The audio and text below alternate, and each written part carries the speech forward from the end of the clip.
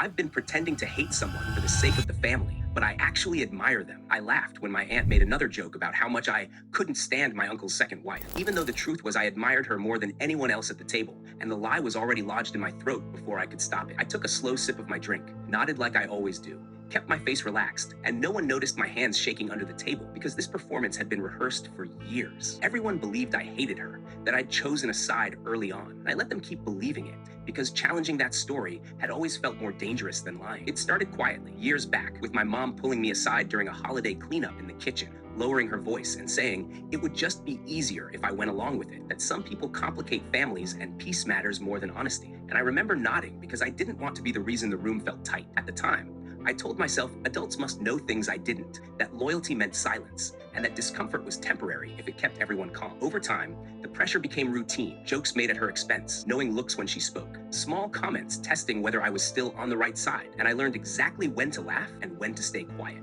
Halfway through dinner that night, as plates were being cleared, my cousin joked loudly about how impressive it was that I could sit next to her without making a face. And the pause afterward stretched longer than normal, like the table itself was waiting to see what I'd do. Inside, the truth felt heavy and undeniable. I didn't dislike her at all. I admired how she carried herself through years of subtle exclusion, how she never matched their tone, never tried to win anyone over, never asked me to defend her. Watching her thank my aunt for the meal, gently redirect a sharp comment, and spend most of the evening listening to the kids, instead of proving a point, made the family narrative feel thin and unfair. The tension followed me even after dessert, and when my sister touched my arm and said, "We need to talk," I braced myself for another reminder to keep playing my role. Instead, outside on the porch, she asked softly why I always laughed at jokes that didn't seem to match how I treated her when no one was watching. I didn't raise my voice or confess dramatically. I just said I'd been pretending because it felt safer than being honest, and that my silence hadn't been neutral. It had helped keep a lie alive. No one argued, no one demanded explanations, but something shifted in the way the story sat between us, like a crack forming where certainty used to be. The woman I was supposed to hate didn't change at all that night,